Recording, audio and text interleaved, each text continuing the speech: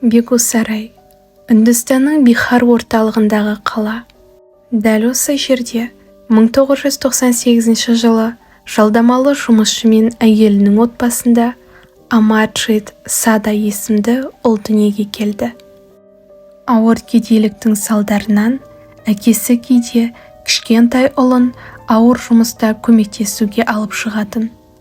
Бірақ бұл өмір сүруге аздық етіп, отбасы жақын маңдағы Мушахари деген ауылға қоныс аударады. Бұл жергілікті тұрғындар таңнан кешке дейін ауыр жұмыс істейтін кедей ауыл. Ауылда көп бала болды. Ата-аналар балаларын, тіпті сәбилерін де жұмыс істеп жүріп тастап кететін бір ғана балабақша болды. Балалар 7 жасқа дейін сонда тәрбиеленді. Одан кейін балалар отбасыларына көмектесу үшін жұмысқа шығатын. Біздің бүгінгі кейіпкеріміз Амарджит те балабақшаға сирек баратын. Ол әкесіне ауыр тастарды тасымалдауға көмектесетін еді. Сәлем достар, сіздерді өз арнамда көргеніме өте қуаныштымын. Видеоны соңына дейін қарап, лайк басып, арнаға жазылуды ұмытпаңыздар.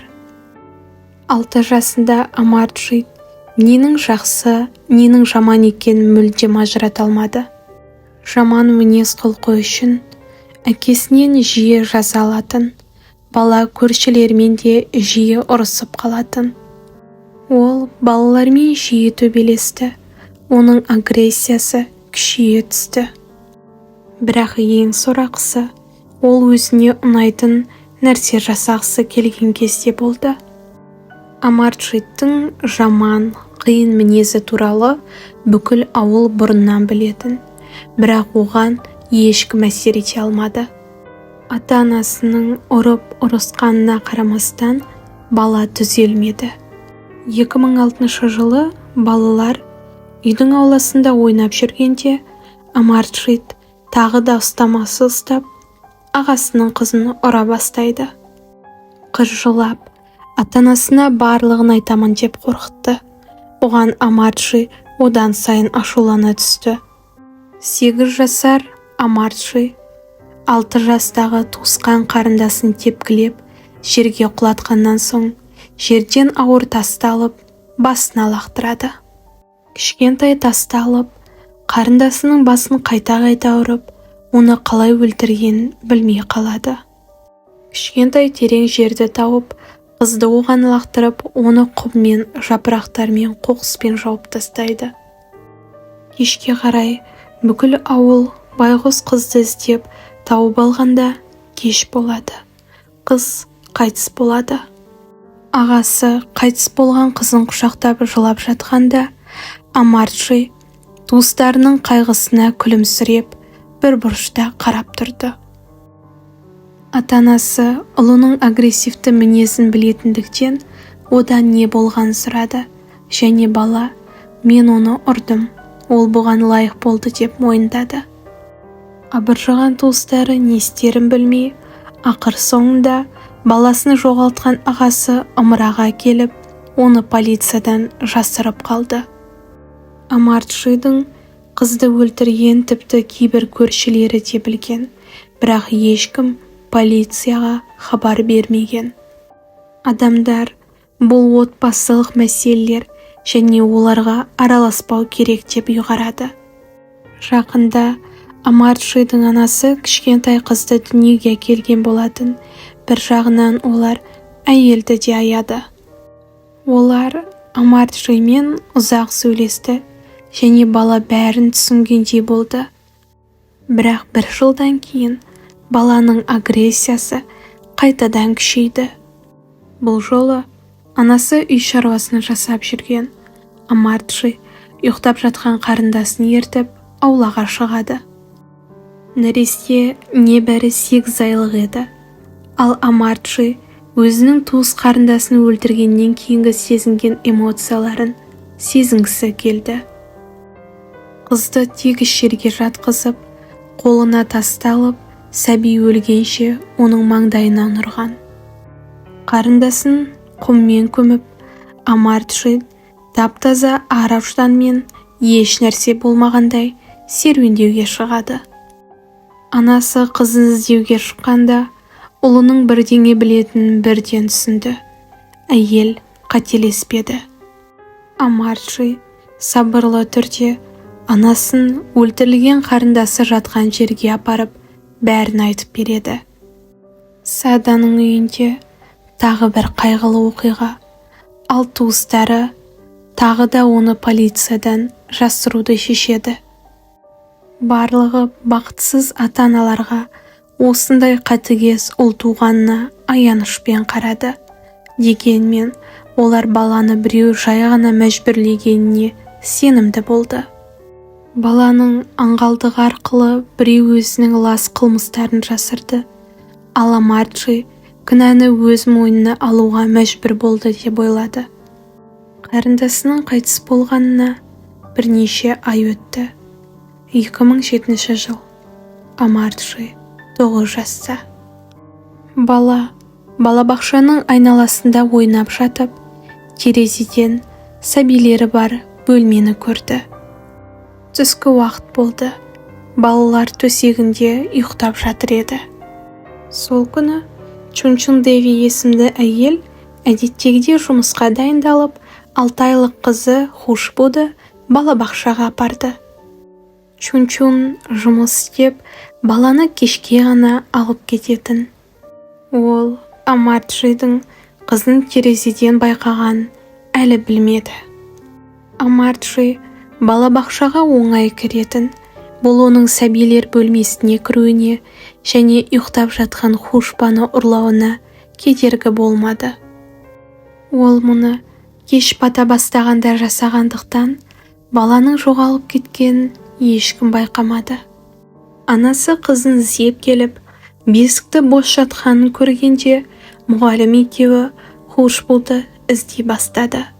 Байғұс әйел Чунчун жолда кезіккендердің қасына келіп, үрейлене, қызымды көрдіңіз бе, сіз Хушбаны көрген жоқсыз ба деп іздей бастады. 6 айлық қыздың жоғалғаны туралы хабар бүкіл ауылға тараған кезде, Амарджидің нағашы ағасы келіп, оның жиеніне күдіктенетіні туралы айтады. Екеуі полицияға барады. Әйел қызының ұрланғаны туралы, ал ер адам оның қызы мен жиенінің ұрланғаны және өлтірілгені туралы хабарлайды. Бұл бірінші емес, үшінші қыз өлтіру екенін білген полицейлер шошып, бірден қылмыскерді іздеуге кіріседі. Бүкіл ауыл ата-анасы жасырып жүрген 9 жасар баладан дереу жауап алуды талап етті. Алғашында билік бұған сенбеді. Бала бұған қалай қабілетті болуы мүмкін деп ойлады. Бірақ жас Амарджидпен сөйлесу туралы шешім қабылданды. Халықтың қысымымен ата-анасы қызметкерлерді Амарджи ойнайтын алаңға келді. Баладан Хушбуды ұрлау туралы бірдеңе білесің бе деп сұрағанда, Амарджи оларға мысқылдай күле бастады. Полиция бала бірдеңені анық көрді деп шешіп, оны тергеу үшін бөлімшеге апару туралы шешім қабылдады. Олар Амарджи нағыз қылмыскерді өздеріне береді деп үміттенді.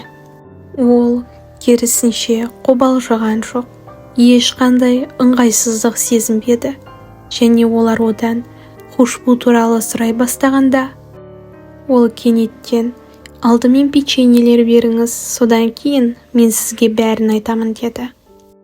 Олар оған печенье берді, ал бала соңғы үгіндісіне дейін сүйсіне жеді. Бұған полицейлер күліп қарап отырды, бірақ кейін ол, мен Хушбудың қайда екенін білемін, оны алып жерлеген мен едім деді. Абдырап қалған полицейлер одан қызды қайда алып кеткенін сұрады. Бала, ол балабақшада ұйықтап жатыр еді. Мен ішке кіріп алып кеттім. Сосын далаға барып, оны ағаштың түбіне жатқызып, қолыммен тұншықтырып өлтірмек болдым дейді. Бірақ бұл менің көңілімді көтермеді. Сондықтан кірпішті алып, басынан ұрдым дейді. Бұны да алдыңғы 2 құрбан секілді жерге көміп кеткен. Полицейлер баланың оғаш оқиғасына сенбеді және одан Хушбудың жерленген жерін көрсетуін сұрады. Ол барлығын көрсетті. Амарджиді тез арада тұтқындады. Бірақ баланың бұндай іске баруына қандай әрекеттер түрткі болғанын сұрау сәтсіз болды. Үйде Амарджидің отбасында теледидар да, радио да болған жоқ. Бала мұндай нәрсені ести де, көре де алмады. Ата-анасы үйдегі тұрмыстық зорлық-зомбылықты жоққа шығарды. Олар баланың жақсы мен жаманды мүлдем ажырата алмағанын және әрқашан агрессивті болғанын алға тартты. Амарджи тергеу изоляторына орналастырылды. Өйткені Үндістан заңына сәйкес баланы өлім жазасына кесуге немесе түрмеге жіберуге болмайды. Дәрігерлер балаға психикалық бұзылыс, психопатия деген диагноз қойып, психолог оны жарақат беруден ләззат алатын садист деп атады. Амарджиді балалар үйіне жіберу туралы шешім қабылданып, оған қажетті дәрі-дәрмек пен ем-дом берілді. 2016 жылы 18 жасқа толғанда Амарджи Үндістандағы балалар үйінен босатылды. Олар оның атын өзгертіп, нақты орналасқан жерін жасырды. Бүгінде Амарджи жаңа өмірін сүріп жатыр. Алыстағы балалық шағында істеген қайталай ма, жоқ па, белгісіз. Оның ауруы генетикалық деп танылды, ал өзі ең жас қатыгез өлтіруші ретінде танылды. Және осы баланың өмірі негізінде 2019 жылы Дом Барута есімді фильм түсірілген. Достар, видеоны соңына дейін қарағандарыңызға рахмет. Келесі кездескенше